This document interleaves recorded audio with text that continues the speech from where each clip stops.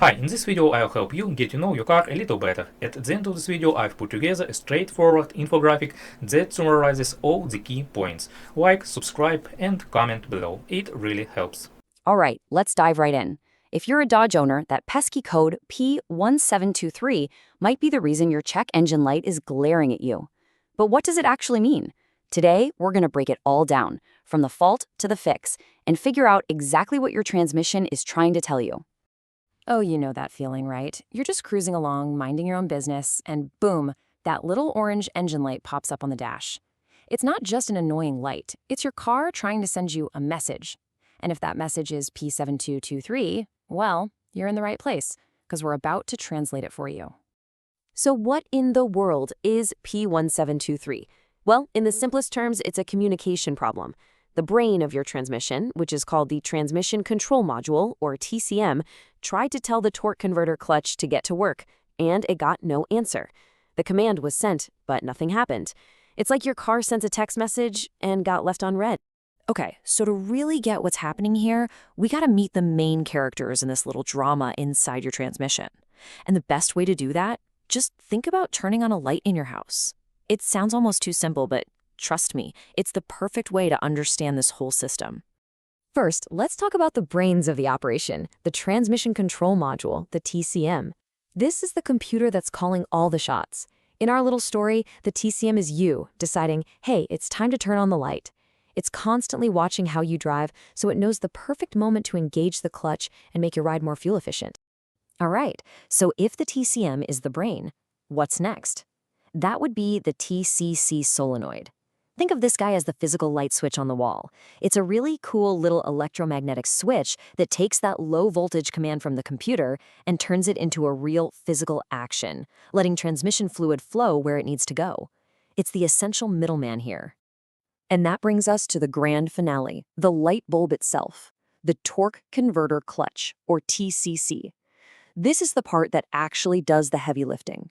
When that solenoid flips the switch, the TCC locks up, connecting the engine's power directly to the transmission. It creates this super efficient, solid link. When it engages, boom, the light is on. So, there you have it. That's how it's supposed to work. The brain has an idea, the switch gets flipped, and the light turns on. A nice, clean 1-2-3 process. The P1723 code is basically your car screaming that somewhere in that simple chain, something's broken. So, if the light's not coming on, what's the first thing you check? You don't immediately blame the light bulb, right? Nope. You check the wiring. And that is exactly where our investigation has to start, hunting down any electrical gremlins. And get this is the crazy part.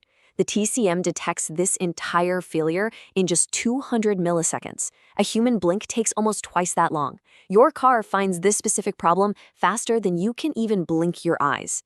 And why so fast? Well, because a delay here can mess with performance, tank your fuel economy, and even cause damage. That's the kind of high-speed precision we're dealing with. So, the wiring can go wrong in a few different ways. A short to voltage is like the light switch being jammed in the on position, getting power when it shouldn't. A circuit open? That's easy. The wire's been cut, so no signal can get through at all. And a short to ground is like a leak in a hose. The power is escaping before it ever gets to the switch. But what if the wiring is perfect? You've checked everything, the path is clear, but that light still won't turn on. Well, now our investigation has to move from the wires to the components themselves. We got to start looking at the brain and the switch. At this point, you're down to two main suspects. First up, it could be the TCC solenoid. The switch on the wall might just be broken, and it physically can't flip anymore. The second suspect? The transmission control module itself. The brain might be on the fritz, which means it's either not sending the signal at all, or the signal it's sending is all garbled. Okay, we've played detective, we've followed the clues, and identified our suspects. Now for the most important part, the solution. How do we get that check engine light turned off so you can get back on the road? The path to a fix follows our investigation perfectly. You start with the most common and usually simplest issue. You check and repair any bad wiring or loose connections. If the wires get a clean bill of health, you move on to the next suspect, the TCC solenoid. You test it, and if it's bad, you replace it. And only if both the wiring and the switch are good to go does all the evidence point to the brain itself, the transmission control module. And that really makes you think, doesn't it? We just broke down a single fault code that your car diagnoses faster than you can even blink. It involves computers, precision electronics, and complex hydraulics. I mean, it just shows how incredibly sophisticated our cars have become. And it brings up a really fascinating question.